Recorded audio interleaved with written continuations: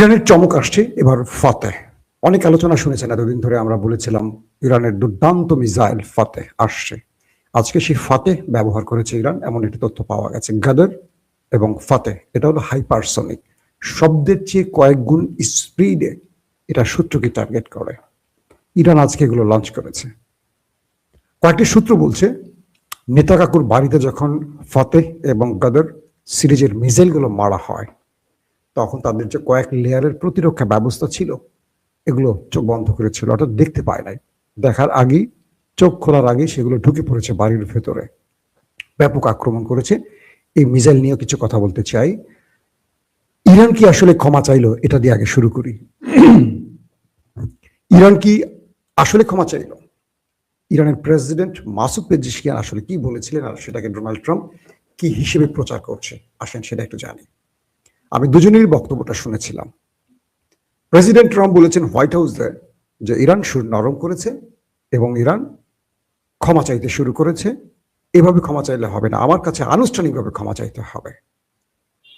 Masoud Pezeshkian বলেছেন যে আমরা আমাদের প্রতিবেশী দেশগুলোর কাছে নিঃশর্ত ক্ষমা চাই।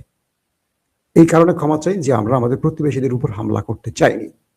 তবে ইরানের সর্বোচ্চ নেতার হত্যা এবং শীর্ষ কমান্ডারদের হত্যা এটা অমানবিক এবং অন্যায় ছিল, এবং এই হামলাটি করেছে যে দুটো দেশ তারা আমাদের প্রতিবেশীদের ঘাঁটি ব্যবহার করে করেছে। ন্যায়সঙ্গতভাবে যে ভূমি ব্যবহার করে আক্রমণ করা হয়েছে সেই ভূমিতে পাল্টা জবাব দেওয়ার অধিকার ইরানের রয়েছে। তার মানে তিনি ক্ষমা চান নাই, তাদের চোখ খুলে দিয়েছেন, বলেছেন আমরা ক্ষমা চাই নিঃশর্ত, কিন্তু যাদের ভূমি ব্যবহার করা হয়েছে, আমেরিকা এবং ইসরায়েল যাদের ভূমি ব্যবহার করেছে তাদের যে আমরা পাল্টা জবাব দিয়েছি এটা আমাদের অধিকার। এটা হলো একটা আন্তর্জাতিক কি বলবো রাজনীতির চমৎকার চাল, যারা বুঝতে পারছেন। মাসুদ পেজিশকিয়ান আরো বলেছেন যে দেশগুলোতে আমাদের নামে বলা হয়েছে ইরান আক্রমণ করেছে, সেটা সার্বিয়া, সেটা সাইপ্রাস, আজারবাইজান, ওমান, তুর্কি, এই দেশগুলোতে আমরা কোনো আক্রমণ চালাইনি। এগুলো আমাদের হয়ে কোনো শত্রুরা আক্রমণ চালিয়ে আমাদের ঘাড়ে দোষ চাপাবার চেষ্টা করেছে।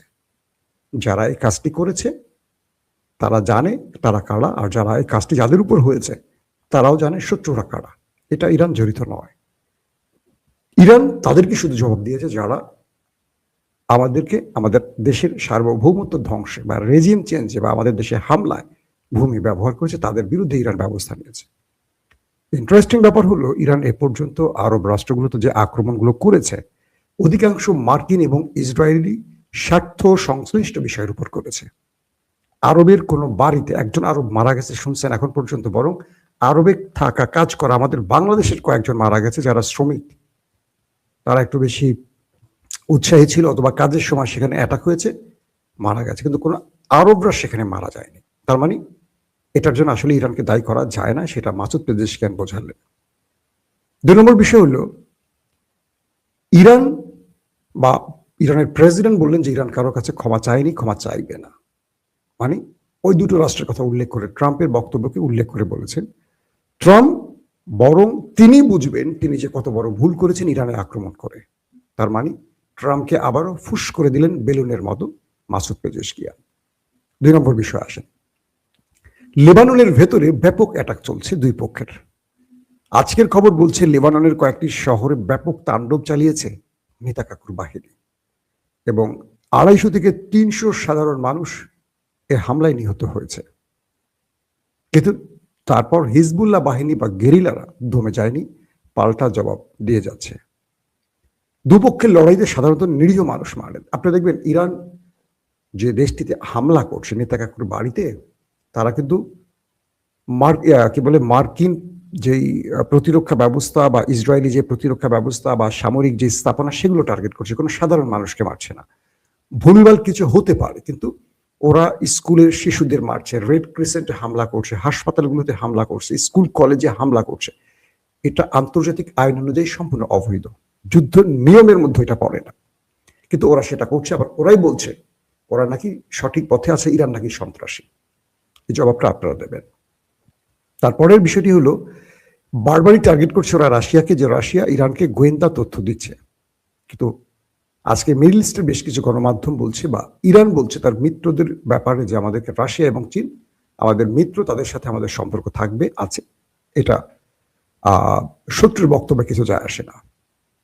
ইরানের কিছু গোয়েন্দা ড্রোন আছে বা ইরানের কিছু গোয়েন্দা স্যাটেলাইট আছে যেগুলো ইরানের না, দুঃখিত, চীনের এই গোয়েন্দা ড্রোনগুলো গোয়েন্দা স্যাটেলাইটগুলো প্রতি মুহূর্তে ইরানকে রিয়েল টাইম ইন্টেলিজেন্স দিচ্ছে, উপগ্রহের বা স্যাটেলাইটের ইমেজ দিচ্ছে, কোথায় কোথায় মার্কিন স্বার্থ রয়েছে, কোথায় কোথায় তাদের প্রতিরক্ষা ব্যবস্থা আছে। এটা আমি আমার পূর্বের নিউজে আপনাদের বলেছি একাধিকবার। তো সেই হিসেবে ইরান সফলভাবে আক্রমণ করছে। আমেরিকা এবং ইসরায়েলের প্রধান সমস্যাটা হলো ওরা পৃথিবীর কোথায় কোথায় ওদের প্রতিরক্ষা ব্যবস্থা সাজিয়ে রেখেছে এটা ইরান জানে কি করে, এটা নিয়ে ওরা টেনশনে পড়ে গেছে। ধরেন সৌদি আরবের একটি ভবনে বা আরব আমিরাতের একটি হোটেলে, 5 তারকা হোটেলে ইসরায়েল এবং আমেরিকার গোয়েন্দারা অবস্থান করছে, সিআই কিংবা মোসাদের সদস্যরা অবস্থান করছে। ভবনটা ধরেন 50 তলা বা ভবনটা ধরেন 30 তলা।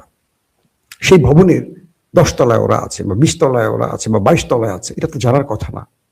ইরানের ড্রোন গিয়ে সেখানে হিট করে আসছে, মিসাইল গিয়ে সেখানে হিট করে আসছে। তো ওরা বলছে যে এই তথ্যগুলো কোনো না কোনো ভাবে ইরানকে থার্ড কেউ পৌঁছে দিচ্ছে। তো সেই হিসেবে চীন প্রকাশ্যে এই যুদ্ধে ইরানের পাশে না দাঁড়ালেও ইরানকে তার সব রকম তথ্য দিয়ে সহযোগিতা করছে, আবার সেটার বেনিফিট পাচ্ছে। প্রশ্ন হলো চীন, মিস্টার ডোনাল্ড ট্রাম্প হঠাৎ করে এই বক্তব্যটি কেন দিলেন? তিনি কি স্পেস সেভিং চাচ্ছেন না বড় যুদ্ধের আভাস দিচ্ছেন? ট্রাম্প আন্তর্জাতিকভাবে কংগ্রেসদের কাছে, সিনেটরদের কাছে, রাষ্ট্রের কাছে বড় চাপে পড়ে গেছেন, কারণ এই যুদ্ধে আমেরিকার 5 বিলিয়ন মার্কিন ডলারের ক্ষতি হয়েছে বলে অনেকে বলছেন। একইভাবে ইসরায়েলেরও ব্যাপক আর্থিক ক্ষতি হয়েছে, তাদের তো ভিতরের অবস্থা খুবই খারাপ। এটা আর্থিক মানে যুদ্ধের খরচের কথা বলছি। তারা বলছেন যে ট্রাম্প সেখান থেকে দৃষ্টি ফেরাবার জন্য নতুন করে এই নাটকগুলো করছেন। এই লোকটা আবার এই নাটকগুলো খুব ভালো করে। তারা বলছেন যে ট্রাম্প চাচ্ছেন যে কোনো ভাবে একটা ফেস সেভিং, ইরান যেন কোনো একটা আলোচনার মাধ্যমে যুদ্ধটা শেষ করে, কারণ এই যুদ্ধটা ট্রাম্প আর সামনে নিতে পারছেন না। তিনি লং টাইম যুদ্ধের লোক নন, তিনি অল্প সময় ভালো রেজাল্ট চান, কিন্তু এবার তার রেজাল্ট উল্টো হয়ে গেছে। তিনি ইসরায়েলকে খুশি করতে যে কাজটা করেছেন তার পুরো উল্টো হয়ে গেছে তার দেশের ভেতরে। তাই তিনি ফেস সেভিং এর জন্য ইরানকে আলোচনায় আনতে চাইছেন।